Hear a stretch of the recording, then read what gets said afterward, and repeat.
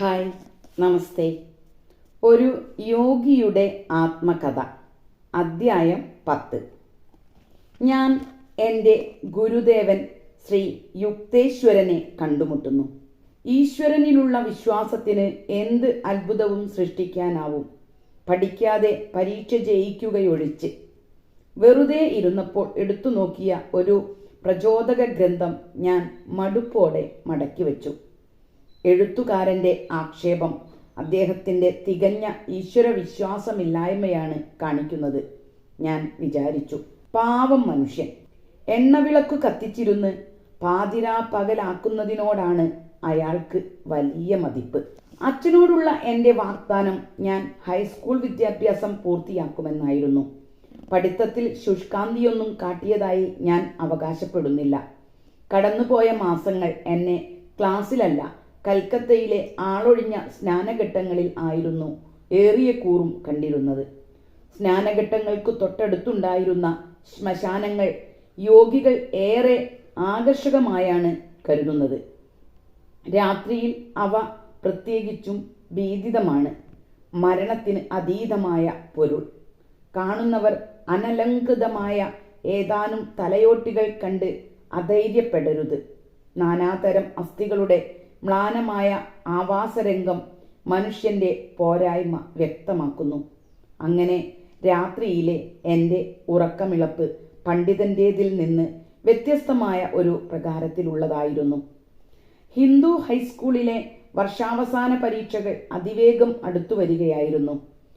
ചോദ്യം ചെയ്യലിൻ്റെ ഈ വേള ശ്മശാന ഭൂമിയിലെ സങ്കേതങ്ങൾ പോലെ പരക്കെ അറിയാവുന്ന ഒരു തരം ഭീതി ഉത്തേജിപ്പിക്കുന്നു. എന്തായാലും എൻ്റെ മനസ്സ് ശാന്തമായിരുന്നു.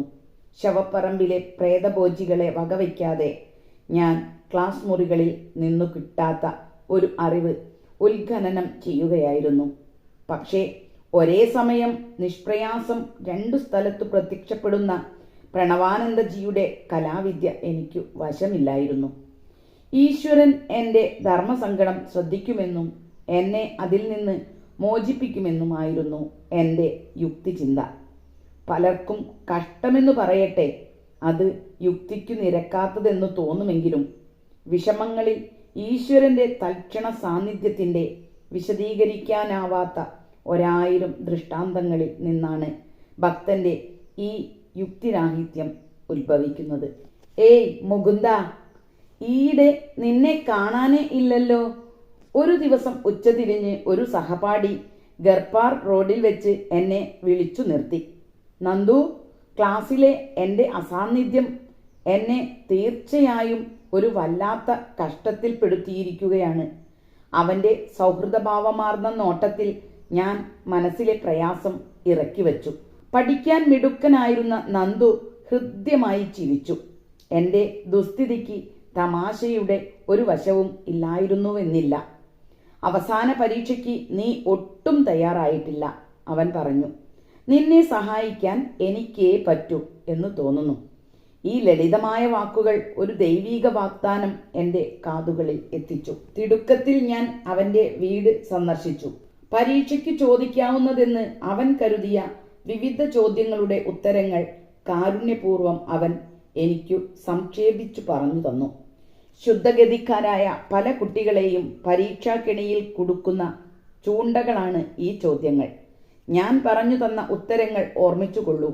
നീ പരുക്കുകൂടാതെ രക്ഷപ്പെടും. ഞാൻ പിരിഞ്ഞപ്പോൾ രാത്രി വളരെ വൈകിയിരുന്നു. ശരിക്കു സാംശീകരിക്കപ്പെടാത്ത പാണ്ഡിത്യം നിറഞ്ഞ ഞാൻ അത് അടുത്ത നിർണായകമായ ഏതാനും ദിനങ്ങളിൽ നിലനിൽക്കണമേ എന്ന് ഭക്തിയോടെ പ്രാർത്ഥിച്ചു. പല വിഷയങ്ങളിലും നന്ദു എന്നെ പഠിപ്പിച്ചു തയ്യാറാക്കിയെങ്കിലും സമയക്കുറവ് കൊണ്ട് സംസ്കൃത പാഠങ്ങൾ വിട്ടുപോയിരുന്നു. ഈ വീഴ്ച ഈശ്വരനെ അടിയന്തിരമായി ഞാൻ ഓർമ്മപ്പെടുത്തി. അടുത്ത ദിവസം രാവിലെ കാൽവയ്പ്പുകളുടെ താളത്തിനൊത്ത് എൻ്റെ പുതിയ അറിവുകൾ സ്വാംശീകരിച്ചുകൊണ്ട് ഞാൻ ഒരു സവാരിക്ക് ഇറങ്ങി. ഒരു മൂലയിലെ വസ്തു കടക്കുവാൻ വളർന്നു നിന്ന ചെറുചെടികളുടെ ഇടയിലൂടെയുള്ള ഒരു കുറുക്കുവഴിയെ തിരിച്ചപ്പോൾ അച്ചടിച്ച കുറച്ചു കടലാസു ഷീറ്റുകളിൽ എൻ്റെ കണ്ണുകൾ പതിച്ചു. വിജയാഹ്ലാദത്തിൻ്റെ ഒരൊറ്റ കുതിപ്പ്. എൻ്റെ കയ്യിൽ കിട്ടിയത് സംസ്കൃത ശ്ലോകങ്ങൾ ആയിരുന്നു. എൻ്റെ തപ്പിത്തടഞ്ഞുള്ള വ്യാഖ്യാനത്തിൽ സഹായിക്കാൻ ഒരു പണ്ഡിതനെ ഞാൻ തേടി പിടിച്ചു. അദ്ദേഹത്തിൻ്റെ ഘനഗംഭീരമായ ശബ്ദം മന്ത്രമധുരവും ഒഴുക്കുള്ളതുമായ ആ പുരാതന ഭാഷയുടെ ഹൃദയഹാരിത്വം കൊണ്ട് അവിടം നിറച്ചു. ഈ വിശിഷ്ടമായ ശ്ലോകങ്ങൾ നിന്റെ സംസ്കൃത പരീക്ഷയ്ക്ക് സഹായമൊന്നും ചെയ്യണമെന്നില്ല. ആ പണ്ഡിതൻ സംശയദൃഷ്ട്യാ അവയെ തള്ളിക്കളഞ്ഞു. പക്ഷേ ആ പ്രത്യേക കവിതയുടെ പരിചയം അടുത്ത ദിവസം എന്നെ സംസ്കൃതം പരീക്ഷ വിജയിക്കുവാൻ പ്രാപ്തനാക്കി. നന്ദുവിൻ്റെ വിവേചനാപൂർണമായ സഹായത്തിലൂടെ മറ്റെല്ലാ വിഷയങ്ങളിലും ജയിക്കാൻ ആവശ്യമായ ഏറ്റവും കുറഞ്ഞ മാർക്ക് എനിക്ക് ലഭിച്ചു. ഞാൻ എൻ്റെ വാക്കു പാലിക്കുകയും ഹൈസ്കൂൾ വിദ്യാഭ്യാസം പൂർത്തിയാക്കുകയും ചെയ്തതിൽ അച്ഛൻ സന്തുഷ്ടനായിരുന്നു. നന്ദുവിൻ്റെ ഗൃഹത്തിലെ സന്ദർശനത്തിലും സാധാരണയായി ഞാൻ പോകാറില്ലാത്ത ചപ്പുചവറു നിറഞ്ഞ ആ വഴിയിലൂടെയുള്ള നടപ്പിലും ഈശ്വരൻ്റെ മാത്രം മാർഗദർശനമാണ് ഞാൻ കണ്ടത്. എൻ്റെ കൃതജ്ഞത അദ്ദേഹത്തിലേക്ക് ഒഴുകി. എൻ്റെ രക്ഷയ്ക്കു വേണ്ടിയുള്ള അദ്ദേഹത്തിൻ്റെ സമയോചിതമായ പദ്ധതിക്ക് തൻ്റെ ലീലയിൽ ഇങ്ങനെ 2 വിധത്തിലാണ് അദ്ദേഹം രൂപം നൽകിയത്. പരീക്ഷാ ഹാളിൽ ഈശ്വരന് പ്രഥമ സ്ഥാനം നിഷേധിച്ച ആ ഗ്രന്ഥകർത്താവിൻ്റെ ഞാൻ വലിച്ചെറിഞ്ഞ ആ പുസ്തകം വീണ്ടും കാണാൻ ഇടയായി. എൻ്റെ നിശബ്ദ നിരീക്ഷണത്തിൽ എനിക്കു തന്നെ അടക്കി ചിരിക്കാതിരിക്കാനായില്ല. ശവശരീരങ്ങളുടെ ഇടയിലെ ഈശ്വരധ്യാനം ഹൈസ്കൂൾ ഡിപ്ലോമയ്ക്കുള്ള കുറുക്കുവഴിയാണെന്ന് ഞാൻ പറഞ്ഞാൽ അത് അയാളുടെ ആശയക്കുഴപ്പത്തിന് ആക്കം കൂട്ടുകയേയുള്ളൂ. എൻ്റെ പുതിയ പ്രതാപത്തിൽ വീട് വിടാനുള്ള പരിപാടികൾ മറ കൂടാതെ ആസൂത്രണം ചെയ്യുകയായിരുന്നു ഞാനിപ്പോൾ. ജിതേന്ദ്ര മജുംദാർ എന്ന ഒരു യുവ സുഹൃത്തുമായി ചേർന്ന് ശ്രീ ഭാരതധർമ്മ മഹാമണ്ഡലം എന്ന വാരാണസി ആശ്രമത്തിൽ ചേർന്ന് ആത്മീയ ശിക്ഷണം നേടാൻ ഞാൻ തീരുമാനിച്ചു. എൻ്റെ കുടുംബത്തെ പിരിയുന്നതിനെപ്പറ്റി ചിന്തിച്ചപ്പോൾ ഒരു ദിവസം എന്നിൽ ഒരു മ്ലാനത പടർന്നു. അമ്മയുടെ മരണശേഷം എൻ്റെ ഇളയ സഹോദരന്മാർ സനന്ദനോടും വിഷ്ണുവിനോടും ഏറ്റവും ഇളയ സഹോദരി താമുവിനോടും എൻ്റെ സ്നേഹം പ്രത്യേകിച്ചും കൂടുതൽ ആർദ്രമായിരുന്നു. എൻ്റെ പ്രക്ഷുബ്ധമായ സാധനയിലെ എത്രയോ രംഗങ്ങൾക്കു സാക്ഷിയായ എൻ്റെ മച്ചിൻപുറത്തെ സ്വകാര്യതയിലേക്ക് ഓടി 2 മണിക്കൂർ നേരത്തെ കണ്ണീർ പ്രവാഹത്തിനു ശേഷം ഏതോ രാസസംശുദ്ധക വസ്തു വരുത്തിവെച്ചതുപോലെ ഒരു അസാധാരണമായ മാറ്റം എനിക്ക് അനുഭവപ്പെട്ടു. എല്ലാ മമതയും മറഞ്ഞു. ഈശ്വരനെ സുഹൃത്തുക്കളിൽ വെച്ചു സുഹൃത്തായി തേടാനുള്ള എൻ്റെ നിശ്ചയം ദൃഢമയമായി. അനുഗ്രഹാശിസുകൾക്കായി ഞാൻ അച്ഛൻ്റെ മുമ്പിൽ നിന്നപ്പോൾ അദ്ദേഹം വളരെ വ്യാകുലചിത്തനായിരുന്നു. എൻ്റെ അവസാനത്തെ ഒരപേക്ഷയാണ്, എന്നെയും നിന്റെ ദുഃഖിതരായ സഹോദരങ്ങളെയും കൈവെടിയരുത്. സംപൂജ്യനായ അച്ഛാ, അങ്ങയോടുള്ള എൻ്റെ സ്നേഹം ഞാൻ എങ്ങനെ പറയും? എന്നാൽ ഈ ലോകത്ത് എനിക്ക് ഇത്ര ഉത്തമനായ പിതാവിനെ തന്ന സ്വർഗീയ പിതാവിനോടുള്ള എൻ്റെ സ്നേഹം അതിലും വലുതാണ്. കൂടുതൽ മെച്ചമായ ദൈവീക ജ്ഞാനത്തോടെ എന്നെങ്കിലും ഒരിക്കൽ തിരിച്ചു വരാനായി ഞാൻ പോകട്ടെ. നേരത്തെ തന്നെ വാരാണസിയിലെ ആശ്രമത്തിൽ ചേർന്നു കഴിഞ്ഞിരുന്ന ജിതേന്ദ്രന്റെ കൂടെ ചേരുവാൻ അച്ഛൻ്റെ മടിയോടുകൂടിയ സമ്മതവും വാങ്ങി ഞാൻ പുറപ്പെട്ടു. ഞാൻ അവിടെ എത്തിയപ്പോൾ ചെറുപ്പക്കാരനായ മഠാധിപതി സ്വാമി ദയാനന്ദൻ എന്നെ സ്നേഹപൂർവ്വം സ്വീകരിച്ചു. നീണ്ടുമെലിഞ്ഞ മുഖത്തു ചിന്ത നിഴലിക്കുന്ന അദ്ദേഹം എന്നിൽ മതിപ്പുളവാക്കി. അദ്ദേഹത്തിൻ്റെ വെളുത്ത മുഖത്തിന് ശ്രീബുദ്ധൻ്റേതുപോലുള്ള ശാന്തത ഉണ്ടായിരുന്നു. എൻ്റെ പുതിയ വസതിക്ക് ഒരു മച്ചിൻപുറം ഉണ്ടായിരുന്നതിൽ എനിക്കു സന്തോഷമായി. പ്രഭാതവും തുടർന്നുള്ള ഏതാനും മണിക്കൂറുകളും അവിടെ ചെലവഴിക്കാൻ എനിക്കു സാധിച്ചു. ധ്യാനാനുഷ്ഠാനങ്ങളെപ്പറ്റി ഒന്നുമറിയാത്ത ആശ്രമവാസികൾ, ഞാൻ എൻ്റെ മുഴുവൻ സമയവും സംഘടനാ പ്രവർത്തനങ്ങൾക്ക് വിനിയോഗിക്കണമെന്ന് വിചാരിച്ചു. ഉച്ചയ്ക്ക് ശേഷം ഞാൻ അവരുടെ ഓഫീസിൽ ചെയ്തിരുന്ന ജോലിക്ക് കുറെ എന്നെ പുകഴ്ത്തി. അത്ര പെട്ടെന്ന് ഈശ്വരനെ തേടിപ്പിടിക്കാൻ ശ്രമിക്കേണ്ട. ഒരു ദിവസം രാവിലെ മച്ചിൻപുറത്തേക്കുള്ള എൻ്റെ പുറപ്പാടിനെ ഒരു അന്തേവാസിയുടെ ഈ പരിഹാസവാക്കുകൾ പിന്തുടർന്നു. ഗംഗയ്ക്ക് അഭിമുഖമായ തൻ്റെ ചെറിയ മുറിയിൽ തിരക്കിലായിരുന്ന സ്വാമി ദയാനന്ദൻ്റെ അടുത്ത് ഞാൻ ചെന്നു. സ്വാമിജി, ഇവിടെ എന്നിൽ നിന്ന് എന്താണ് പ്രതീക്ഷിക്കുന്നതെന്ന് മനസ്സിലാകുന്നില്ല. നേരിട്ടുള്ള ഈശ്വരാനുഭവമാണ് ഞാൻ തേടുന്നത്. അദ്ദേഹത്തെ കൂടാതെ ആശ്രമ അംഗത്വമോ വിശ്വാസങ്ങളോ സൽപ്രവൃത്തികളോ ഒന്നും എന്നെ തൃപ്തനാക്കുകയില്ല. കാവ്യവസ്ത്രധാരിയായ ആ മഠാധിപതി എന്നെ സ്നേഹപൂർവ്വം തലോടി. അടുത്തു നിന്നിരുന്ന ഏതാനും ശിഷ്യരെ തമാശ രൂപത്തിൽ ശാസിച്ചു. മുകുന്ദനെ ശല്യപ്പെടുത്തരുത്, അവൻ നമ്മുടെ വഴികൾ പഠിച്ചുകൊള്ളും. എൻ്റെ സംശയം ഞാൻ മര്യാദയോടെ മറച്ചുവെച്ചു. ശാസന കൊണ്ട് ശ്രദ്ധേയമായ മാറ്റമൊന്നും വരാത്ത ശിഷ്യന്മാർ മുറിവിട്ടു. ദയാനന്ദജിക്ക് എന്നോട് ഇനിയും ചിലത് പറയാനുണ്ടായിരുന്നു. മുകുന്ദ, നിന്റെ അച്ഛൻ നിനക്ക് മുറയ്ക്ക് പണം അയച്ചു തരുന്നതായി ഞാൻ കാണുന്നു. ദയവ് ചെയ്ത് അത് തിരിച്ചയക്കൂ. ഇവിടെ നിനക്ക് ഒന്നും ആവശ്യമില്ല. നിന്റെ ശിക്ഷണത്തിൻ്റെ കാര്യത്തിലെ രണ്ടാമത്തെ നിർദ്ദേശം ആഹാരത്തെ സംബന്ധിച്ചതാണ്. വിശപ്പ് തോന്നിയാലും അത് പുറത്തു പറയരുത്. വിശപ്പ് എൻ്റെ കണ്ണിൽ മിന്നിയിരുന്നോ എന്ന് എനിക്ക് അറിയില്ല. എനിക്ക് വിശക്കുന്നുണ്ടായിരുന്നുവെന്ന് എനിക്ക് നല്ലവണ്ണം അറിയാമായിരുന്നു. ആശ്രമത്തിലെ ആദ്യത്തെ ആഹാരത്തിൻ്റെ മാറ്റമില്ലാത്ത സമയം ഉച്ചയ്ക്ക് 12 മണിയായിരുന്നു. സ്വന്തം വീട്ടിൽ രാവിലെ 9 മണിക്ക് സുഭിക്ഷമായ ഒരു പ്രാതൽ എനിക്ക് പതിവായിരുന്നു. ഈ 3 മണിക്കൂർ ഇടവേള ഓരോ ദിവസവും അവസാനമില്ലാത്തതായി തീരുന്നുവെന്ന് തോന്നിത്തുടങ്ങി. ഒരു 10 മിനിറ്റിൻ്റെ താമസത്തിന് എനിക്ക് പാചകക്കാരനെ ശാസിക്കാൻ കഴിഞ്ഞിരുന്ന കൽക്കത്തയിലെ വർഷങ്ങൾ അവസാനിച്ചിരുന്നു. ഇപ്പോൾ ഞാൻ എൻ്റെ വിശപ്പ് നിയന്ത്രിക്കാൻ ശ്രമിച്ചു. 24 മണിക്കൂറിൻ്റെ ഒരു നിരാഹാരവ്രതം ഞാൻ പൂർത്തിയാക്കി. ഇരട്ടിച്ച ഉത്സാഹത്തോടെ അടുത്ത മധ്യാഹ്നത്തിനു വേണ്ടി ഞാൻ കാത്തിരുന്നു. ദയാനന്ദജിയുടെ തീവണ്ടി താമസിക്കും. അദ്ദേഹം വന്നിട്ടേ നാം ആഹാരം കഴിക്കുന്നുള്ളൂ. ഈ തളർത്തുന്ന വാർത്ത ജിതേന്ദ്രൻ എത്തിച്ചു. 2 ആഴ്ചയായി സ്ഥലത്തില്ലാതിരുന്ന സ്വാമിജിക്കുള്ള സ്വാഗത പ്രകടനമായി പല വിശിഷ്ട ഭോജ്യങ്ങളും തയ്യാറാക്കിയിരുന്നു.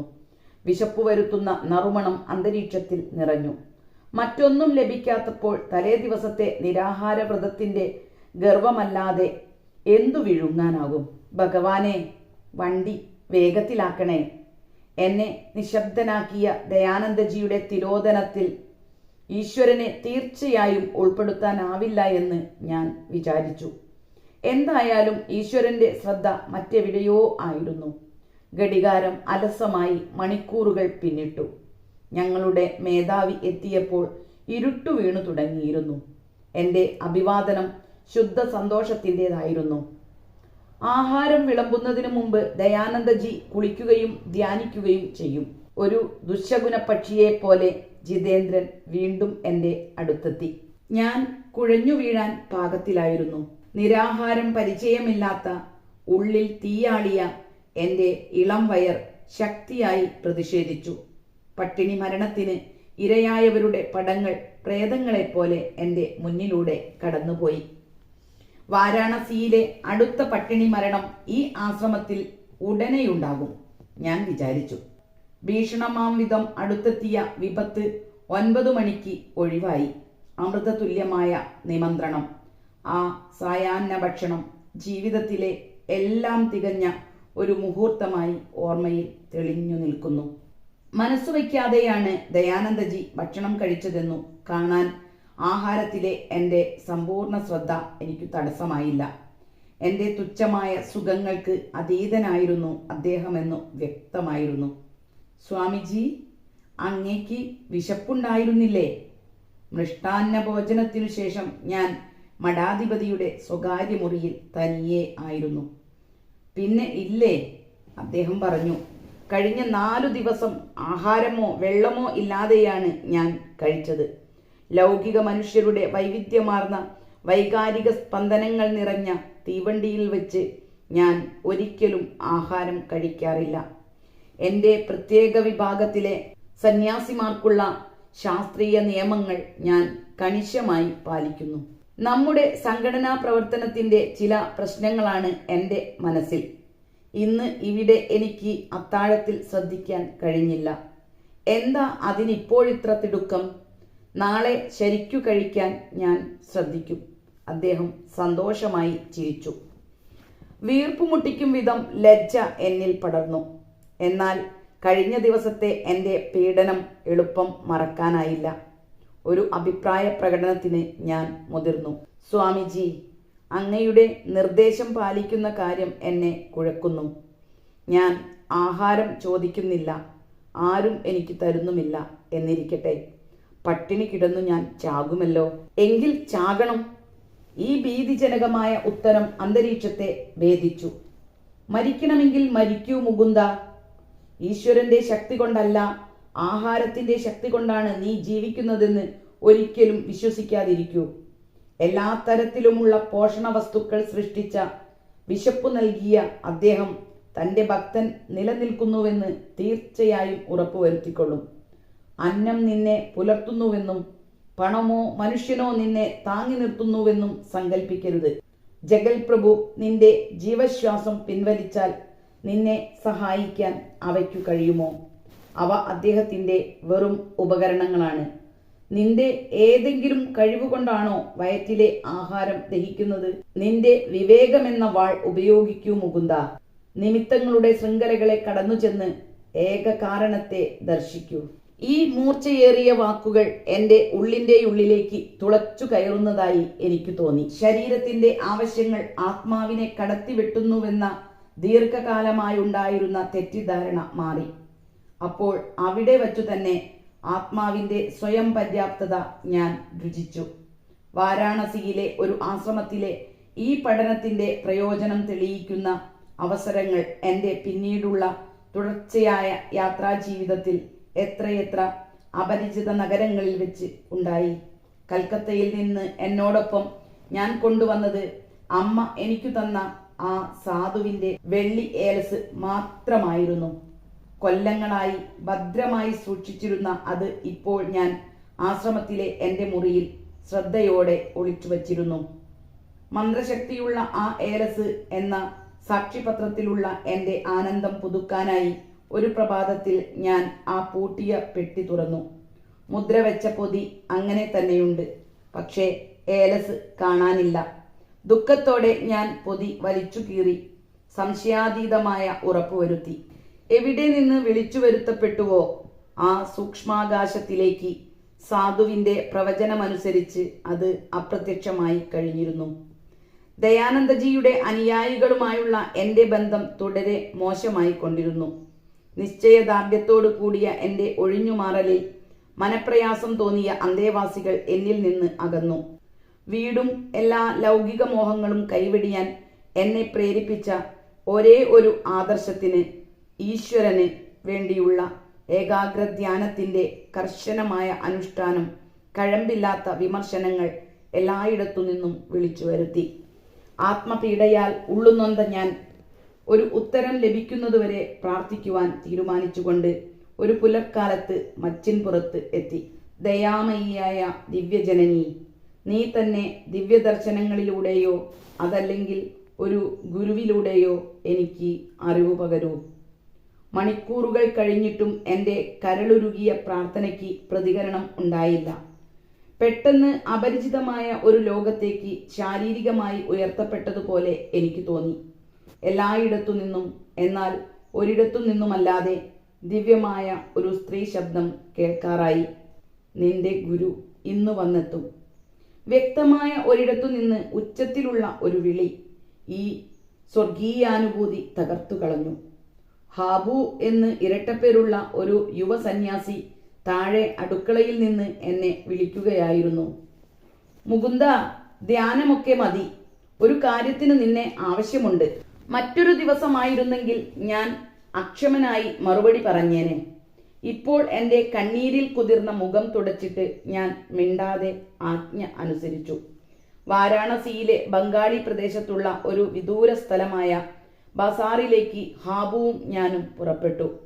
ചന്തയിൽ ഞങ്ങൾ സാധനങ്ങൾ വാങ്ങുമ്പോൾ ഭാരതത്തിലെ ദാക്ഷിണ്യമില്ലാത്ത സൂര്യൻ തലയ്ക്കു മുകളിൽ എത്തിയിരുന്നില്ല.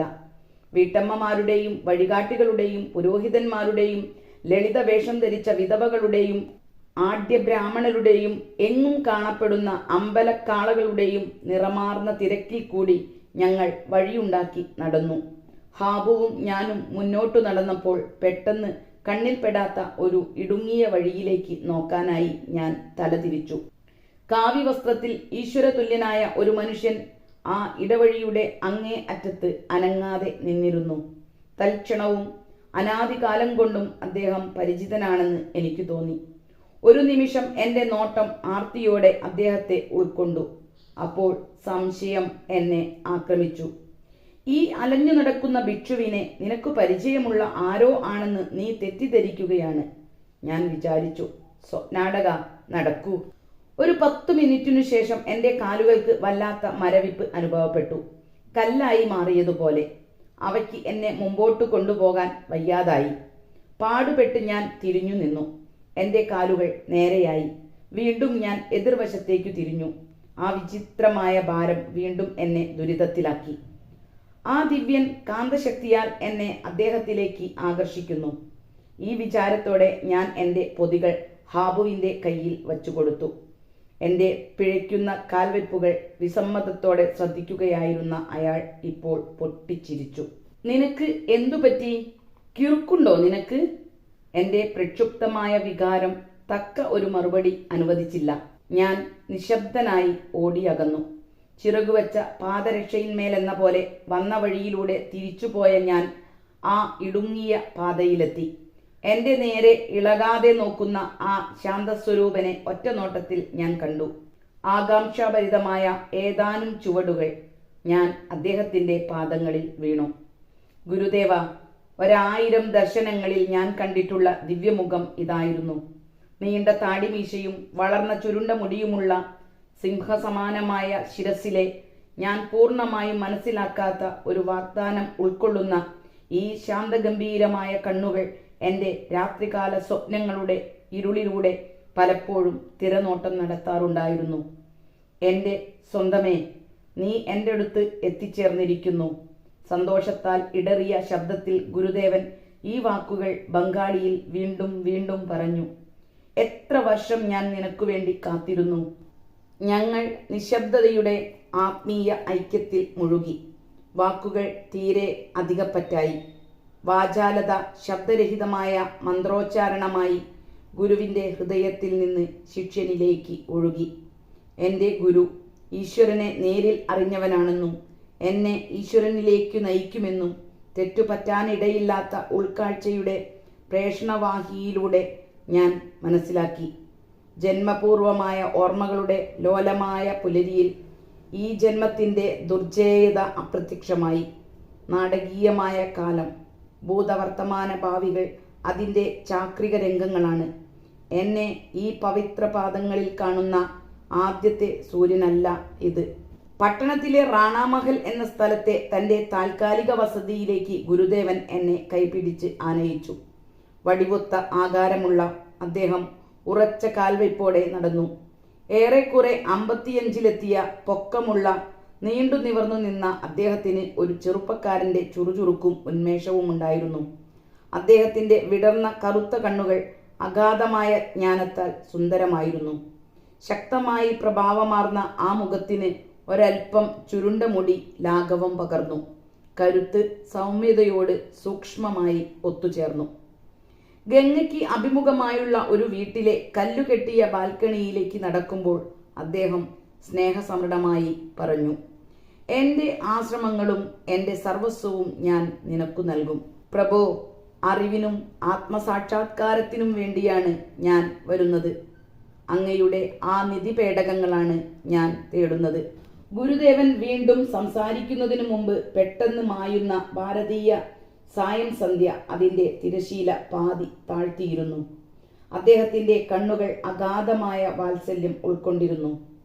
എൻ്റെ നിരുപാധികമായ സ്നേഹം ഞാൻ നിനക്കു നൽകുന്നു. അമൂല്യമായ വാക്കുകൾ. അദ്ദേഹത്തിൻ്റെ സ്നേഹത്തിന് ശ്രാവ്യമായ മറ്റൊരു തെളിവ് ലഭിച്ചപ്പോഴേക്കും ഒരു 1/4 നൂറ്റാണ്ട് കഴിഞ്ഞിരുന്നു. വികാര തീഷ്ണത അദ്ദേഹത്തിൻ്റെ ചുണ്ടുകൾക്ക് അപരിചിതമായിരുന്നു. ആ സാഗരോപമായ ഹൃദയത്തിന് മൗനം അനുയോജ്യമായി. നീയും അതേ നിരുപാധിക സ്നേഹം എനിക്ക് തരുമോ? ഒരു കുട്ടിയുടെ വിശ്വാസഭാവത്തോടെ അദ്ദേഹം എന്നെ ഉറ്റുനോക്കി. ഞാൻ അങ്ങയെ എക്കാലത്തും സ്നേഹിക്കും ഗുരുദേവ. ആഗ്രഹങ്ങളിലും അവയുടെ പൂരണത്തിലും കലുഷമായി വേരൂന്നിയിരിക്കുന്ന സാധാരണ സ്നേഹം സ്വാർത്ഥമാണ്. ദിവ്യമായ സ്നേഹം വ്യവസ്ഥകളോ പരിമിതികളോ വ്യതിയാനമോ ഇല്ലാത്തതാണ്. വിശുദ്ധ സ്നേഹത്തിൻ്റെ പരിവർത്തനാത്മകമായ സ്പർശം കൊണ്ട് മനുഷ്യഹൃദയത്തിൻ്റെ ചാഞ്ചല്യം എന്നേക്കുമായി ഇല്ലാതാകുന്നു. അദ്ദേഹം വിനയാന്വിതനായി ഇങ്ങനെ കൂട്ടിച്ചേർത്തു, എന്നെങ്കിലും ഞാൻ ഈശ്വര സാക്ഷാത്കാരത്തിൻ്റെ അവസ്ഥയിൽ നിന്ന് പതിക്കുന്നുവെന്നു നീ കാണുകയാണെങ്കിൽ എൻ്റെ ശിരസ് നിന്റെ മടിയിൽ വെച്ച് നാം രണ്ടുപേരും ആരാധിക്കുന്ന ആ പ്രേമസ്വരൂപനിലേക്ക് എന്നെ തിരിച്ചു കൊണ്ടുവരാൻ ദയവായി നീ സഹായിക്കാമെന്ന് എനിക്ക് വാക്കുതരൂ. ഇരുൾ ഏറി തുടങ്ങിയപ്പോൾ അദ്ദേഹം എഴുന്നേറ്റ് എന്നെ അകത്തുള്ള ഒരു മുറിയിലേക്ക് നയിച്ചു. ഞങ്ങൾ മാങ്ങയും ബദാമിൻ്റെ മധുര പലഹാരങ്ങളും കഴിച്ചുകൊണ്ടിരുന്നപ്പോൾ അദ്ദേഹം തൻ്റെ സംഭാഷണത്തിൽ എൻ്റെ സ്വഭാവത്തെ പറ്റിയുള്ള അഗാധമായ അറിവ് അസ്വാഭാവികതയില്ലാതെ അവതരിപ്പിച്ചു. എളിമയോട് സമ്മോഹനമായി സമ്മേളിച്ച അദ്ദേഹത്തിൻ്റെ ജ്ഞാനത്തിൻ്റെ മഹിമ എന്നിൽ ഭയഭക്തി ബഹുമാനങ്ങൾ ഉളവാക്കി. നിന്റെ ഏലസിനെ പറ്റി വിഷമിക്കരുത്, അതിൻ്റെ ഉദ്ദേശ്യം നിറവേറിക്കഴിഞ്ഞു. ഒരു ദൈവീകമായ ദർപ്പണത്തിലെന്ന പോലെ എൻ്റെ ഗുരുദേവൻ എൻ്റെ മുഴുവൻ ജീവിതത്തിൻ്റെയും ഒരു പ്രതിബിംബം സ്പഷ്ടമായും കണ്ടിരുന്നു. ഗുരുദേവ, അങ്ങയുടെ സാന്നിധ്യമെന്ന സജീവ യാഥാർത്ഥ്യം ഏതൊരു പ്രതീകത്തെക്കാളും ഉത്കടമായ സന്തുഷ്ടിയാണ്. ആശ്രമത്തിൽ നീ അസന്തുഷ്ടനായി കഴിയുന്നതുകൊണ്ട് നിനക്ക് ഒരു മാറ്റത്തിനു കാലമായി. ഞാൻ എൻ്റെ ജീവിതത്തെപ്പറ്റി ഒന്നും പറഞ്ഞിരുന്നില്ല. അത് ഇപ്പോൾ അനാവശ്യമായി കാണപ്പെട്ടു. അദ്ദേഹത്തിൻ്റെ അതീന്ദ്രിയ ജ്ഞാനത്തെപ്പറ്റി അത്ഭുതാതരങ്ങളുടെ പ്രകടനമൊന്നും അദ്ദേഹം ആഗ്രഹിച്ചിരുന്നില്ല എന്ന് അദ്ദേഹത്തിൻ്റെ സ്വാഭാവികവും നിർബന്ധ ബുദ്ധിയില്ലാത്തതുമായ രീതികൾ കൊണ്ട് ഞാൻ മനസ്സിലാക്കി.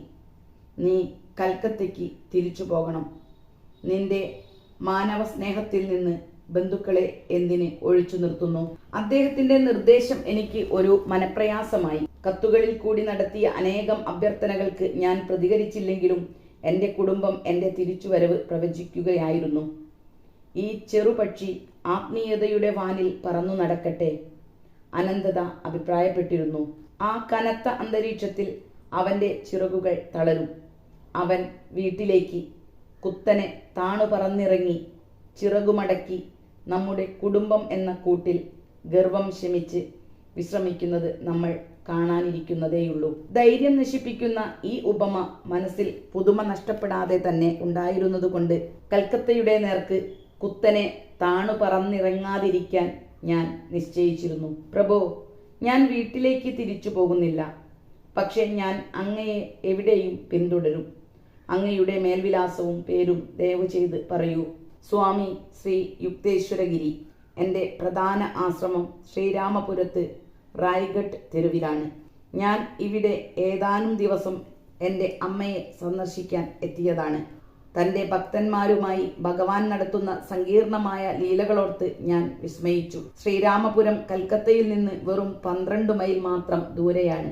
എന്നിട്ടും ആ ഇടങ്ങളിൽ ഒരിടത്തും വെച്ച് ഞാൻ എൻ്റെ ഗുരുദേവനെ കണ്ടിട്ടില്ല. ഞങ്ങളുടെ കണ്ടുമുട്ടലിനു വേണ്ടി ഞങ്ങൾക്ക് ലാഹിരി മഹാശയന്റെ ഓർമ്മകളാൽ പവിത്രമായ പുരാതന കാശി വാരാണസി നഗരത്തിലേക്ക് യാത്ര ചെയ്യേണ്ടി വന്നു. ബുദ്ധനും ശങ്കരാചാര്യരും മറ്റനവധി ഈശ്വരതുല്യരായ യോഗിമാരും പാദസ്പർശം കൊണ്ട് ഈ മണ്ണിനെ അനുഗ്രഹിച്ചിട്ടുണ്ട്. 4 ആഴ്ചയ്ക്കകം നീ എൻ്റെ അടുത്തു വരും. ആദ്യമായി ശ്രീ യുക്തേശ്വരൻ്റെ സ്വരം കർശനമായി. എനിക്ക് നിന്നോടുള്ള ശാശ്വത സ്നേഹവും നിന്നെ കണ്ടെത്തിയതിലുള്ള സന്തോഷവും ഞാൻ സ്പഷ്ടമാക്കിയ സ്ഥിതിക്ക് എൻ്റെ അപേക്ഷ അവഗണിക്കാമെന്ന് നീ കരുതുന്നു. അടുത്ത തവണ നാം കണ്ടുമുട്ടുമ്പോൾ എൻ്റെ താൽപ്പര്യത്തെ നിനക്ക് വീണ്ടും ഉണർത്തേണ്ടി വരും. ഞാൻ നിന്നെ എളുപ്പത്തിൽ ശിഷ്യനായി സ്വീകരിക്കുകയില്ല. എൻ്റെ കർശനമായ ശിക്ഷണത്തിന് അനുസരണയോടെയുള്ള നിന്റെ പരിപൂർണ സമർപ്പണം ഉണ്ടായേ തീരൂ. ഞാൻ വാശിയോടെ നിശബ്ദത പാലിച്ചു. ഗുരുദേവൻ പെട്ടെന്ന് എൻ്റെ ഉള്ളറിഞ്ഞ് ബുദ്ധിമുട്ടെന്തെന്ന് മനസ്സിലാക്കി. നിന്റെ വീട്ടുകാർ നിന്നെ കളിയാക്കുമെന്നാണോ വിചാരം? ഞാൻ തിരിച്ചു പോകുകയില്ല. നീ 30 ദിവസത്തിനുള്ളിൽ തിരിച്ചു പോകും. ഒരിക്കലുമില്ല. തർക്കത്തിൻ്റെ പിരിമുറുക്കം അയയാതെ തന്നെ അദ്ദേഹത്തിൻ്റെ കാൽക്കൽ പ്രണമിച്ചു ഞാൻ മടങ്ങി. അർദ്ധരാത്രിയുടെ ഇരുട്ടിൽ ആശ്രമത്തിലേക്ക് മടങ്ങുമ്പോൾ ഈ അത്ഭുതകരമായ കൂടിക്കാഴ്ച എന്താണ് ഒരു അപസ്വരത്തിൽ അവസാനിച്ചതെന്ന് ഞാൻ വിസ്മയിച്ചു. ഓരോ സന്തോഷത്തെയും ഓരോ ദുഃഖം കൊണ്ട് സമീകരിക്കുന്ന മായയുടെ ദ്വൈതാത്മകമായ ത്രാസിൻ തട്ടുകൾ. എൻ്റെ യുവഹൃദയം എൻ്റെ ഗുരുവിൻ്റെ പരിവർത്തനകാരിയായ വിരലുകൾക്ക് ഇനിയും വഴങ്ങാറായിട്ടില്ല. ആശ്രമവാസികളുടെ മനോഭാവത്തിൽ വർദ്ധിച്ച വിരോധം അടുത്ത ദിവസം രാവിലെ ഞാൻ ശ്രദ്ധിച്ചു. അവർ എൻ്റെ ദിവസങ്ങളെ മാറ്റമില്ലാത്ത പൗരുഷ്യം കൊണ്ട് മുറിവേൽപ്പിച്ചു. 3 ആഴ്ച കഴിഞ്ഞ് ദയാനന്ദജി ഒരു സമ്മേളനത്തിന് ബോംബെക്ക് പോയി. ഭാഗ്യം കെട്ട എനിക്കെതിരെ അവർ ശക്തമായി ബഹളം കൂട്ടി. ആശ്രമത്തിൻ്റെ ആതിഥ്യം സ്വീകരിച്ചിട്ട് പകരമായി വേണ്ട സേവനം അനുഷ്ഠിക്കാത്ത മുകുന്ദൻ ഒരു ഇത്തിൽക്കണ്ണിയാണ്. ഈ വാക്കുകൾ എൻ്റെ കാതിൽ വീണപ്പോൾ പണം അച്ഛന് തിരിച്ചയച്ചു കൊടുക്കുവാനുള്ള അപേക്ഷ അനുസരിച്ചതിൽ ഞാൻ ആദ്യമായി ഖേദിച്ചു. ദുഃഖം നിറഞ്ഞ ഹൃദയത്തോടെ എൻ്റെ ഒരേ ഒരു സ്നേഹിതൻ ജിതേന്ദ്രനെ ഞാൻ തേടിപ്പിടിച്ചു. ഞാൻ പോകുന്നു. എൻ്റെ ബഹുമാനാദരങ്ങളോട് കൂടിയ ക്ഷമാപണം ദയാനന്ദജി വരുമ്പോൾ അറിയിക്കൂ. ഞാനും പോകുകയാണ്. ഇവിടെ ഇരുന്ന് ധ്യാനിക്കുവാനുള്ള എൻ്റെ ശ്രമങ്ങൾ നിന്റേതുപോലെ നിഷ്ഫലമായി തീർന്നു. ജിതേന്ദ്രൻ ഉറച്ച തീരുമാനത്തോടെ പറഞ്ഞു. ഞാൻ ഈശ്വരതുല്യനായ ഒരു ദിവ്യനെ കണ്ടെത്തിയിട്ടുണ്ട്. നമുക്ക് അദ്ദേഹത്തെ ശ്രീരാമപുരത്ത് പോയി കാണാം. അങ്ങനെ പക്ഷി കൽക്കത്തയ്ക്ക് ആപൽക്കരമാം വണ്ണം അടുത്തേക്ക് കുത്തനെ താണു പറക്കാൻ ഒരുങ്ങി.